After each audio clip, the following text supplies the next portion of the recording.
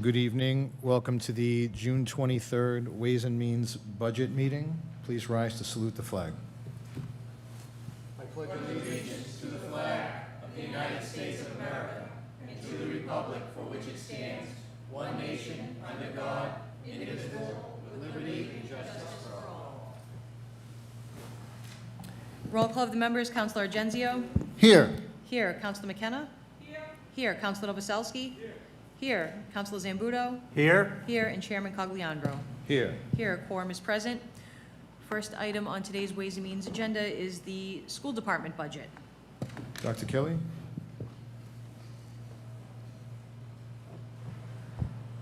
Thank you very much. I did give a handout, I think, that is in your packet.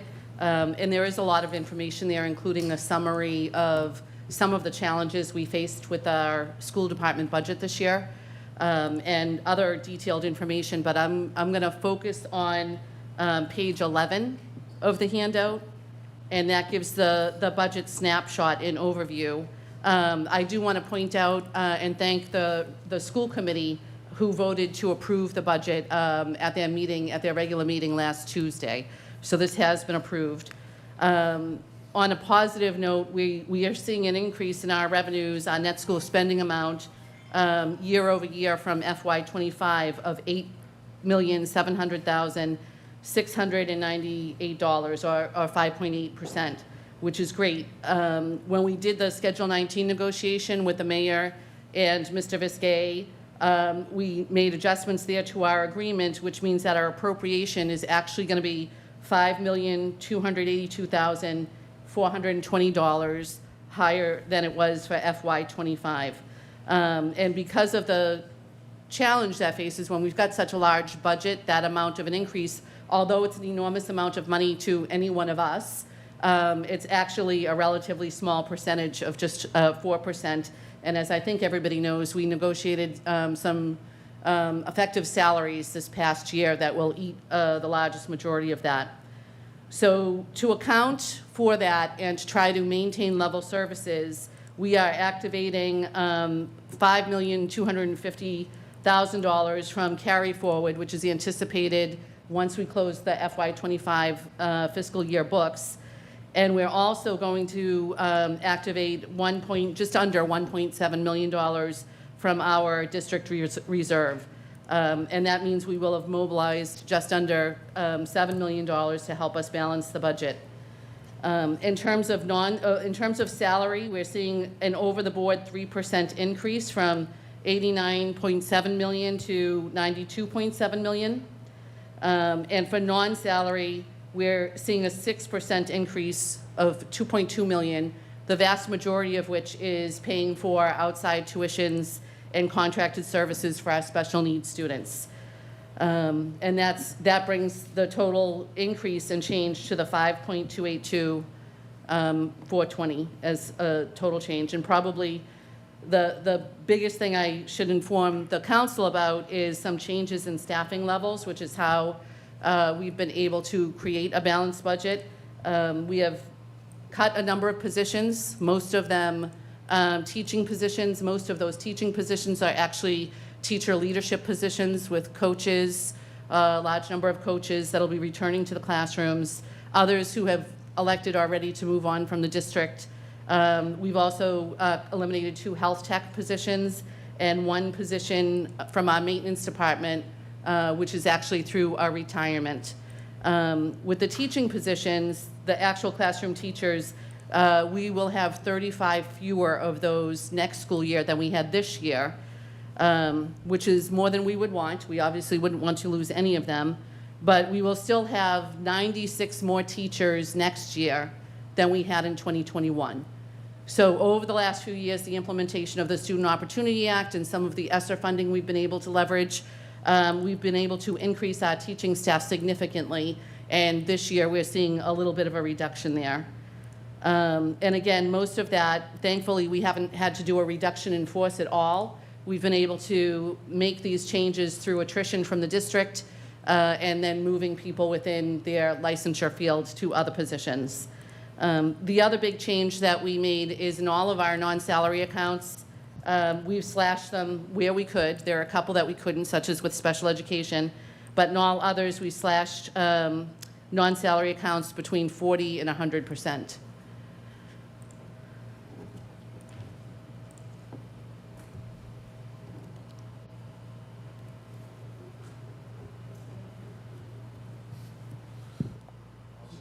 All set, Dr. Kelly? I think so, unless they're, yeah, good. All right, thank you. I'd like to open it to questions. Counselor McKenna? Thank you. Diane, I just want to know, you have 4 superintendents in the high school. I know when I was a teacher, there was 2, you and Dr. Dakin. I just don't understand the reasoning why you have 4 superintendents. And I'm just going to ask you, with the 4 superintendents that you have, how much is their salary together? So just one correction, when I became assistant superintendent, there was another assistant superintendent, so it was Dr. Dakin, myself, and Dave DeRusi. Okay. When I came on board, that was 15. I must have been gone by then. Maybe. That was 15 years ago, and although we're starting to see a turnaround in our enrollment right now, between 2015, when I'm talking about, and now, we've seen a significant and steady increase in enrollment. And every time we enroll more students, we hire more staff, and the more staff requires more supervision. And so that's why you see additional assistant principal positions that we've added over the years, an executive director of special education position that we added, and then we did add a 3rd assistant superintendent to focus primarily on the equity work that we do to ensure that all of our students feel belonged in our school department. So there are 4 of us, that is correct. My salary is the highest. I just negotiated that with the school committee over the last few months. And I believe that overall my salary is at about $240,000, which puts me in the middle of the field with colleagues in neighboring communities, especially communities of our size with our demographic. And the 3 assistant superintendents make significantly less than that. Dr. Mokaba, who's been in her position the longest and has the most experience, is right about 200. And then Dr. Galucci and Dr. Garcia, who started together, are behind Dr. Mokaba. I don't know offhand exactly what the number is. I want to say it's around 180, 185 maybe. Thank you. And I just wanted to know, how many kids do you have enrolled for next year? So right now, our enrollment number, according to the Department of Education, this gets a little bit tricky because they do their numbers based on who was here at the start of the year and who's here now. So right now, our budget is based on 7,700 students, Okay, how many up the high school? just under 2,100. Okay. We're at 2,087. And I have one more question. Is it true that you have 2 assistant principals at the Lincoln School? Yes. Okay, can you tell me why? That's again because of enrollment increases and the challenges that we see dealing with students who have a much heightened rate of dysregulation than what we were used to seeing before. At the same time that we added the 2nd assistant principal at the Lincoln School, we added a 2nd assistant principal at the Garfield Elementary and a 2nd assistant principal at the Hill School.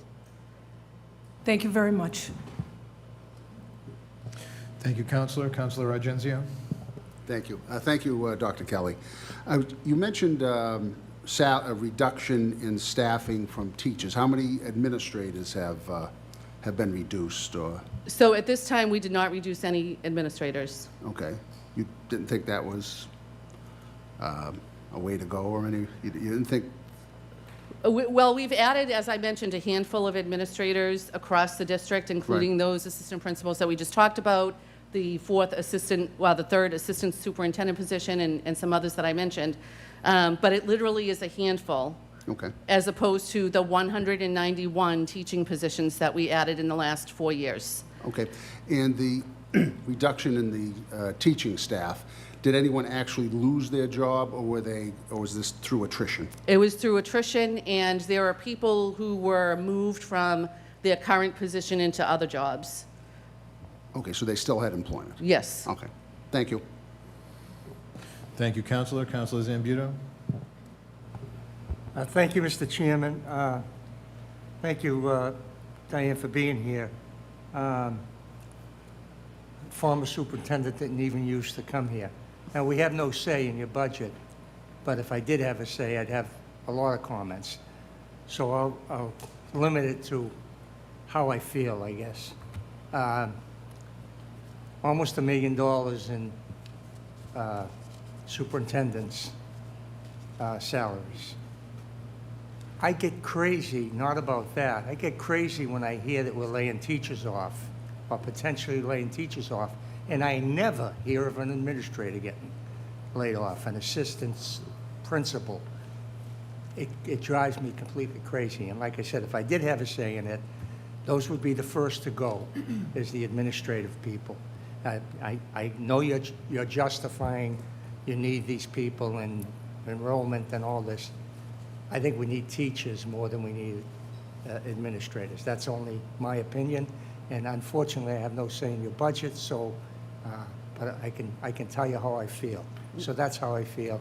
And again, I thank you for coming up here, because we have no say in your budget, and it's net school spending, and that's it. And I always hated that. I still hate it, but unfortunately, it's the law, and we have to go by that. I appreciate your point of view. Thank you. Thank you, Counselor. Counselor Silvestri? Good evening, Dr. Kelly. Thank you for coming. With the 35 teachers, will that impact classroom size?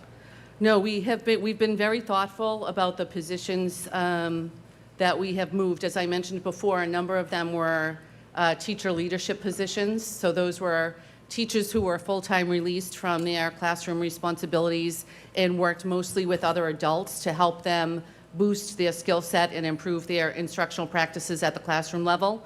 It's a very effective job-embedded professional development that helps us make sure that all of our teachers, especially the newest ones who may not have as much experience, are effective in the classroom. But those were the first positions that we saw that we could move back to the classroom and not have the kind of impact on students that would increase class size. We also did an audit of all of our classrooms, and the example I've been using throughout the budget season, they're probably sick of me saying it, but at the Beachmont School, we had 40 fourth graders in 2 classrooms who were moving up to the 5th grade, where we had 3 classrooms. That would have put them in an extremely small class size. So it was more beneficial to us to eliminate one of those 3 5th grades, move those 4th graders up. There's still only 20 kids in each class. And then that 3rd teacher, without getting into too much detail, actually took a job teaching English at Garfield Middle School that was vacated by a teacher who left the district. Okay. So there was no harm, no foul. And that's how we looked around at all of these positions to make all of these changes. Now, I'm not going to say that they were all painless and there weren't some people who wanted to keep the position that they were in previously. They certainly were. But this was the least impact on our staff and the least impact on our students, and made sure that the schools are adequately staffed. And we are certainly going to look at, throughout the summer, we're making sure everybody is placed for now. If a preferred position comes up for one of those employees and they want to transfer over the summer, we're absolutely going to grant those transfer requests. Thank you. It's good to hear. I guess everyone knows that transportation has been a big impact on the school's budget. What, if anything, are we doing to try to curb that? Is there any plans for the future, ideas? Yes. So I think there's big news coming on that front, and the school committee did vote on this at their meeting last Tuesday as well, to make some changes to our transportation program. And I'm sorry I didn't mention that. It's actually a city cost, which is why it's not top of mind for me. The city pays for the transportation. We run it for them. But the big changes that the school committee voted on last week, actually, let me give a little bit of history. So one of the things that's unique about Revere is that we have 4 major highways cutting through the city, which means walking to school is a little bit more complicated here than it is in a lot of other communities. And so the city has generously provided transportation to students who we're not required by law to provide transportation for. Examples of that are, if I go back several years ago, we used to provide transportation to all high school kids, whoever wanted it. And when budget started to get tight, we said, well, we're only going to provide transportation if you live more than 2 miles from your high school. Similarly, with middle school, we provided kids transportation if they lived more than 1 mile from their middle school. Well, the state law doesn't require you to transport any kids above 6th grade. So the 7th, 8th, 9th, 10th, 11th, 12th grade kids are technically on their own to get to school. And I think the city, in a very caring way, went above and beyond that expectation because of the situation that we have with the highways and the difficulty that kids have traversing those highways to get to school. But one of the things that the school committee worked out, and with the assistance of the mayor's office, is that we're going to eliminate that transportation that we're not required to provide, but we're going to purchase the M17 MBTA cards for all of those students.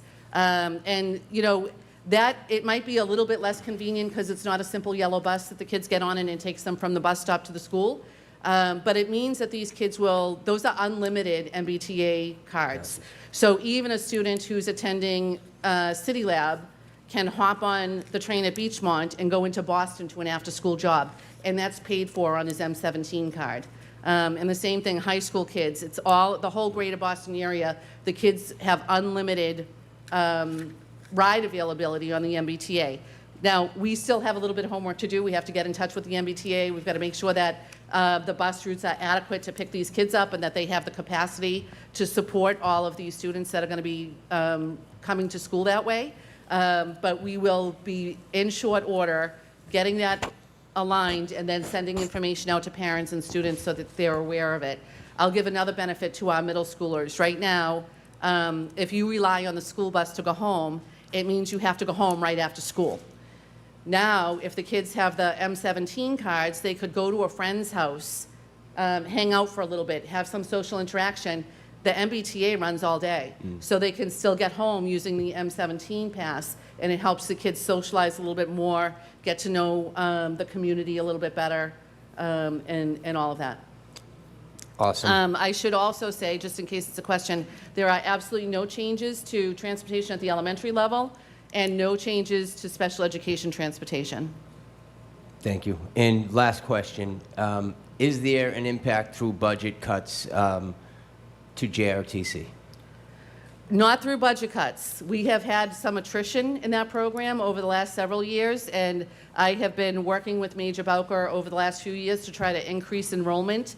We're at a point right now where our third JROTC instructor has decided to move on, and we're not going to be replacing that position as a result. But that decision was made before the real budget concerns even came to light.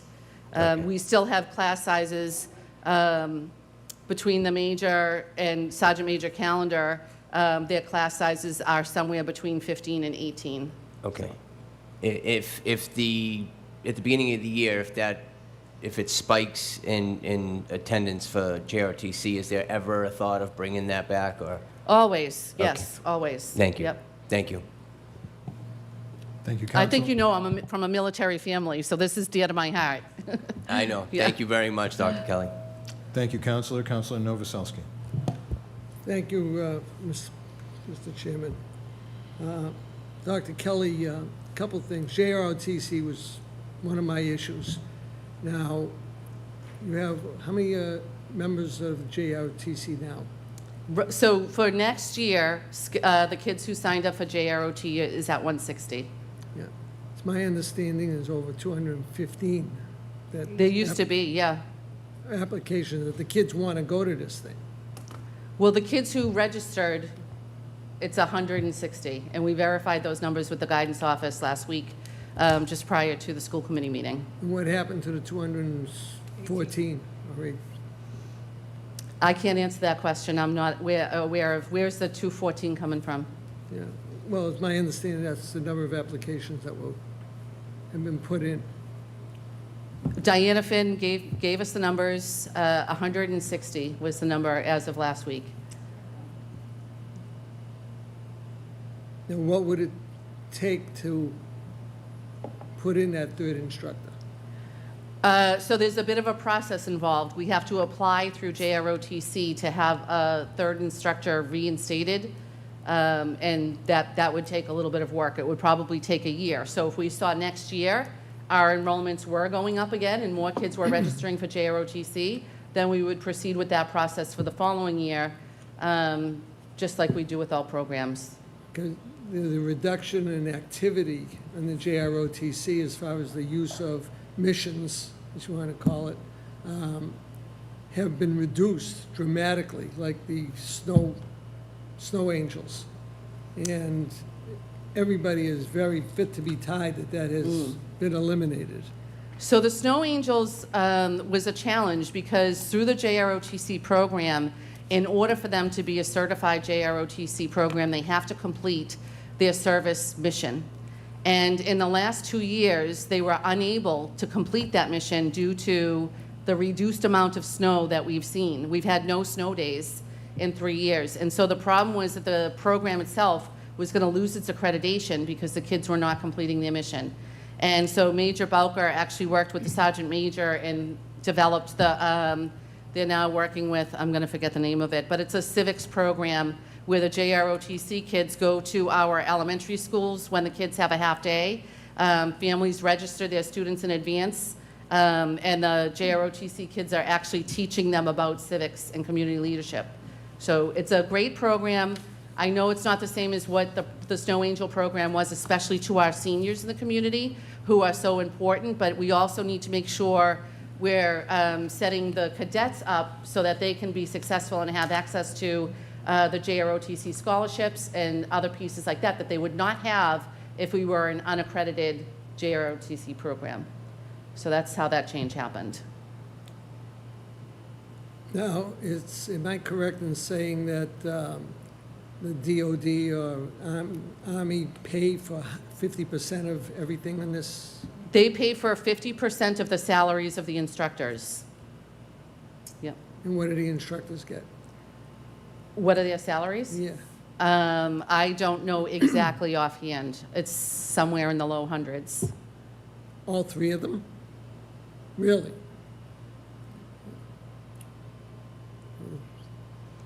Yep. Okay. The other issue is on, going back to transportation a little, as far as the lottery system that you have.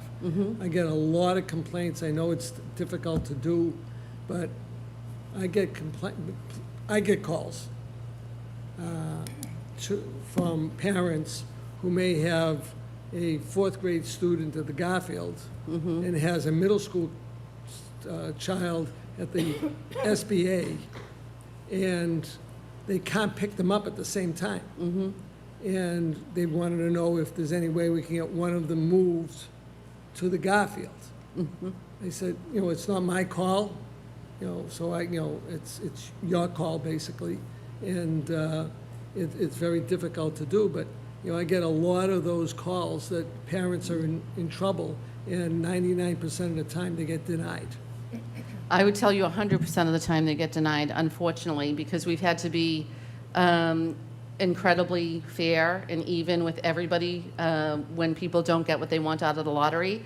But I think that on a positive note, the school committee has also decided to undertake a review of the lottery this summer.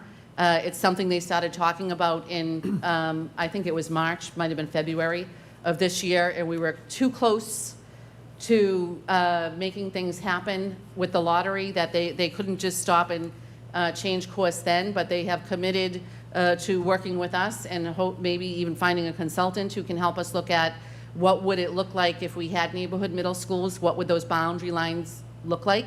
And the other thing that the school committee has asked that we look into is the neighborhood lines between the Paul Revere and the Beachmont, where the Paul Revere has extremely high class size because it's so over-enrolled, and the Beachmont, per the example I gave you before, has lower class size. And we've done a number of things in the last several years. We invite parents of students who live in the Paul Revere neighborhood to take a placement at the Beachmont where their child will be in a much smaller class size. But we find that typically folks want to just go to the school down the street. And so we're going to take a look at that margin as well and see if there's some shifting that can happen to help alleviate the overcrowding at the Paul Revere.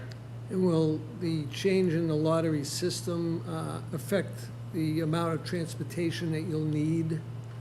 Not when we go to the, it actually might reduce it a little bit. If more kids are staying closer to their neighborhood school, then there wouldn't be that distance that they have to travel, but especially if we're moving to 7th and 8th grade, have the M17 passes. M7, I keep saying M17. M7. I think it's a Saw Doctor's song, actually, M17. But anyway, the M7 passes, then those kids would be out of the equation anyway. And how many approximately would there be if that would happen? How many With the buses? M7s? The M7s, so the mayor has, it's $30 a month per student for 10 months, so $300 per student. And the mayor has committed $100,000 for kids at the high school level, that's City Lab and Revere High School, and $50,000 for each of the middle schools. So it's a total of $250,000. But we're cutting about, I think it's $1.2 million out of the transportation budget by doing that. So it's about $1 million less in transportation by providing the passes. And after this year, we're going to assess what the right number is. If, you know, we're assuming that's more than enough money in terms of the number of kids who are going to want the passes. We're starting by allowing, like I said, at the high school level, they have to live 2 miles or more from the school in order to get the pass. And at the middle schools, 1 mile or more. And then we're going to come in from there. If there's not a huge demand at the high school level from the kids who live 2 miles out, then we'll offer it to kids who live 1.5 miles out or 1 mile out. We have to iron out all of those specifics. One more question, if I may, Mr. Chairman. It's my understanding that your net school spending was below your number last year? Our net school spending has been below for the last 4 years. We are allowed by state law to be within 95 and 100%. And one of the things that we've worked to do is build that reserve account that we've talked about a lot. That's the reserve account that we're taking $1.7 million from this year. So that as we encounter first the ESSER cliff, which we're hitting right now, but then also FY27 is the last year that we're going to receive increased funding from the Student Opportunity Act. So when that happens, we're going to be in quite dire straits. And so to help maintain staffing levels and ensure that we don't have massive layoffs, we built up that reserve. We were hoping not to touch it this year, to not hit it till next year. Unfortunately, we have to dip in this year, but we'll still have $8.3 million that I anticipate will be accessing between next year and the year after and the year after that. And then hopefully by then, one of the things that's happening at the state level right now, actually two important things. One is that they've put $250,000 into the supplemental budget to explore the cost of student transportation and why that has spiked at such an untenable level over the last several years. Many of us have reached out to our legislative leaders to share that we think there's some jockeying going on from different transportation companies. I'll give you an example. We went out to bid this year for our transportation account, which by all measures should have drawn a lot of proposals from different companies, and instead we got one. And I know that other surrounding communities have had that same experience. And so the legislature is going to take a look at why that is and why there's not a more equitable competition for those contracts. So that's helpful. And then the second piece of legislation is a directive that they reformulate a Chapter 70 formula committee to look at how the Chapter 70 formula is currently written and working or not working, which could mean a change in how our funding is structured. Hopefully, that can happen by FY28, which is when I think our reserve funding is going to be gone. Thank you, Mr. Thank you, Counselor. Counselor McKenna?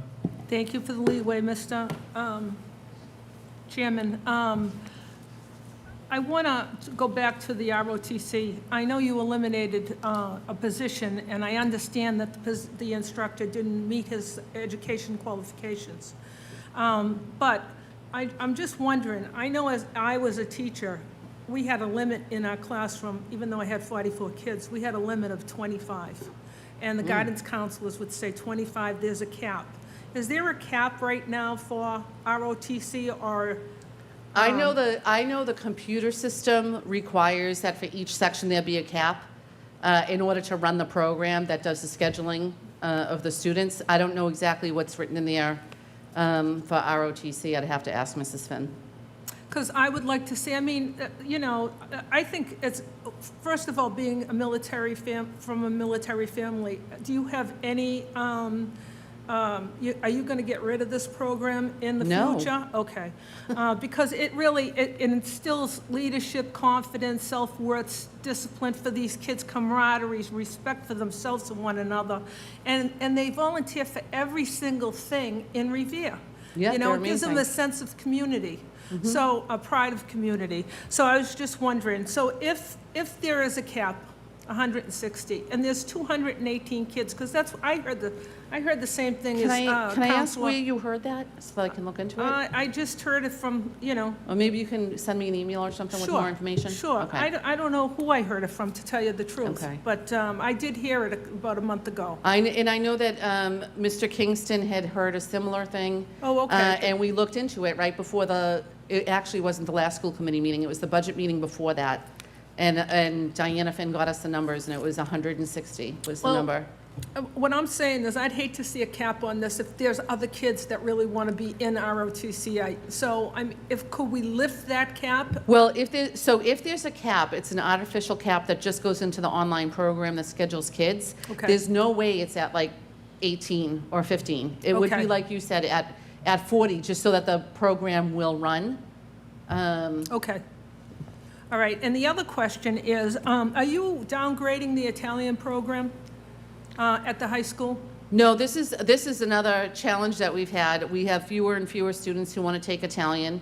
And so we've had 2 full-time Italian teachers for a number of years. And over the last 2 years, we've been working with one of them because the enrollment is declining and continues to decline. And so this past school year, we had one teacher who taught full Italian all year long, and another teacher who was part-time Italian and part-time EL.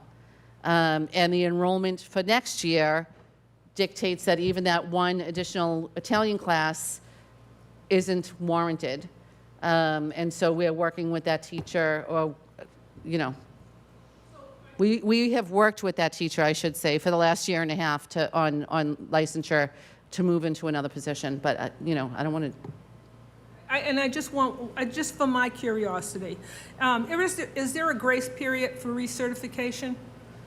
So you say a teacher worked for 20 years, and she didn't do her recertification in June, which was the deadline. Is there a grace period that she can stay in Revere High School and work in her field and have some sort of like a 6-month grace period? Or So I'm worried that we're talking specifically about an individual right now, and that, let's not. Yeah. But I'm just, I can- for yeah, my so generally curiosity. speaking- All right, So- I'm going to interrupt everyone. This is not really a budgetary question, so I'd like to shut that down. Thank you. You can ask it in someone else's do meeting, you want to come Counselor. over now? Thank you, Counselor. Counselor Novoselsky. Thank you, Mr. Chairman. Madam Superintendent, last year during budget time, I had asked you about all the folks you brought on with ARPA money. And you said that you were going to carry them over We to this year's moved- budget. And now I wanted to know, you know, and I know we've gotten rid of a lot of positions. Now, how many of the ARPA people are being carried over in the budget right now? So we moved all of the, we call it ESSER. I don't know what the difference is. We moved all of the ESSER people last year into our budget, so they were on there. they were on our budget last year. So everybody's already been incorporated into our regular budget. If I think back, a number of our teaching positions were initially funded through ESSER. I haven't specifically aligned any of them. Like some of the things that ESSER funding allowed us to do was decrease class size and to increase the number of social workers and guidance counselors that we had across the district. So we did that. We have not eliminated any social worker positions. We have not eliminated any guidance positions. But I couldn't specifically say that any of the classroom positions, like the one at the beach one that I was talking about a minute ago, would I call that an ESSER position or not? I guess I would say no, because it existed before ESSER. So there, I just talked myself into an answer on that. But I would have to really look through and think about that a little bit more. I can think of one that was more of a social emotional learning position that we had as an encore class for elementary students that we eliminated, and that originally was funded through ESSER. And how many administrators were added because of ESSER, even before the prior budget? I would have to look back. Let me see if I have.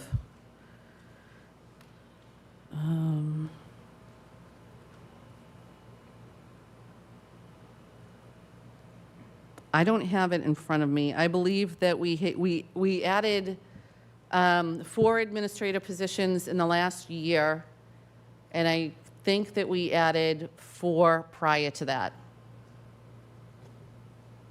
Just overall, I could probably say it later, but, I tend to agree with Councilor Zambudo with, the number of administrators.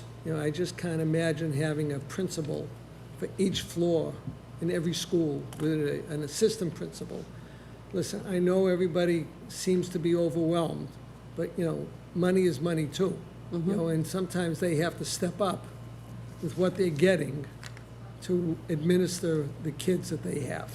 Yeah. So, I just have a problem Yeah. with the number of administrators. Yeah, and I think that a lot of people feel that way. It's not unique, and that's not at all lost on me. All I can tell you is that our principals work like dogs to the bone. They're there at 8 o'clock at night. They're on the phone with me at 9 o'clock at night. They're on the phone with me Saturdays and Sundays. It's a very challenging job, and it's a very different job than it used to be when any of us were actually students. The example that I gave today was we used to, when I was a kid, if you got into trouble, you got into trouble, you got suspended, you went home, your parents had a word or two or more than that, and then you went back to school. And now, if for good or bad, if a student acts out, we have to emergency remove them.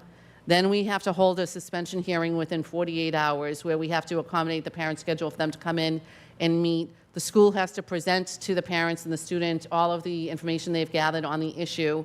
Then the principal has to either administer the suspension or not.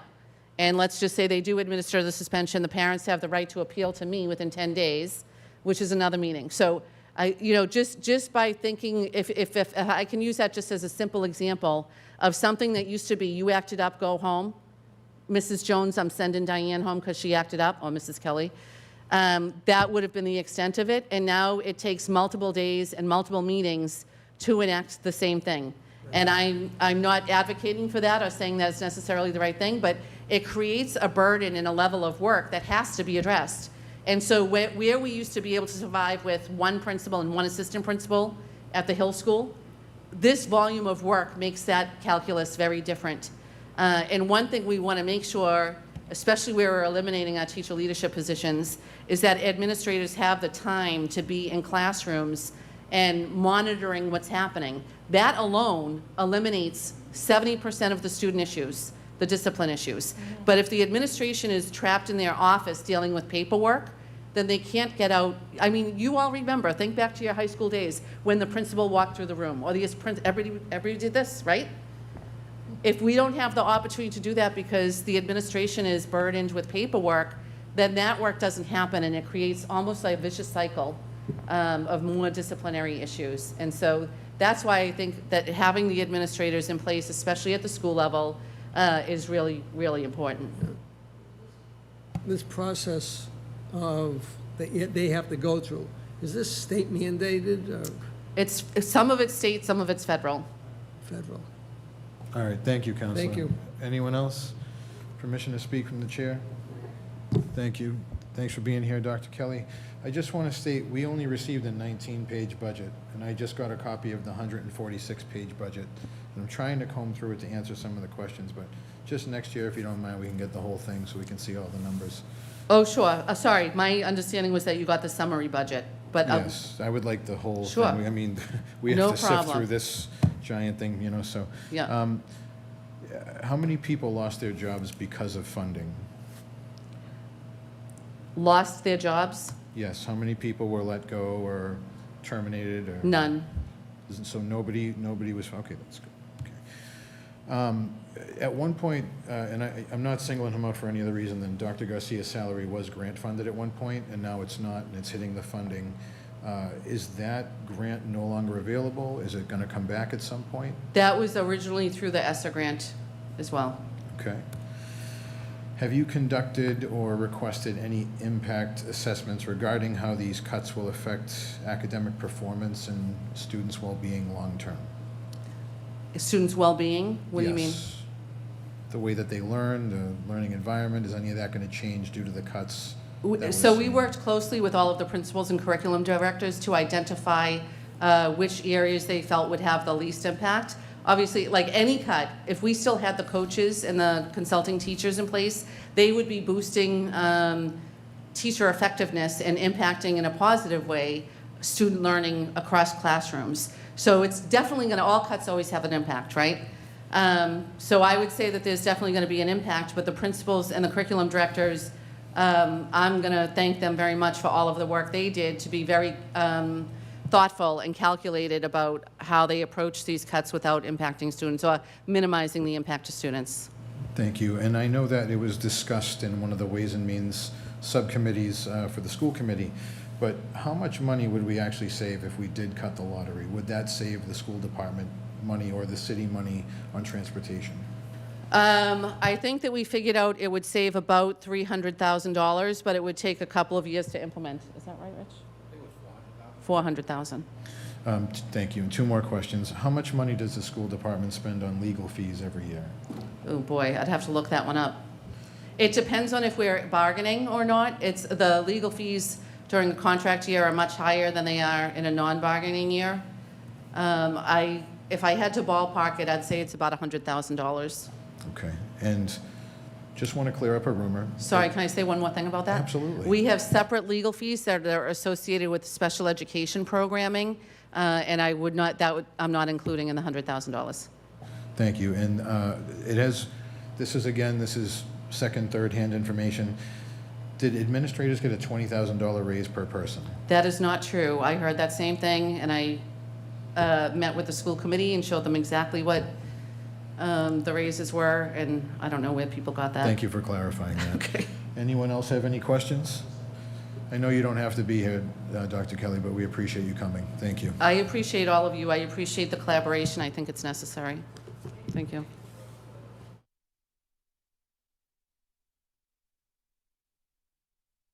These next two items are going to be referred to the committee of the whole at 5 o'clock.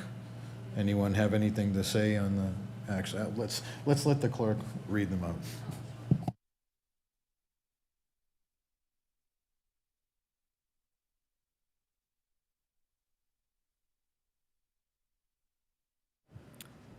The following council orders will refer to Ways and Means.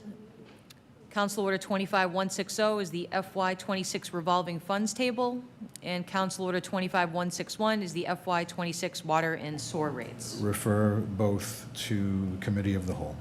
No further business. No further business. This meeting is adjourned. Thank you.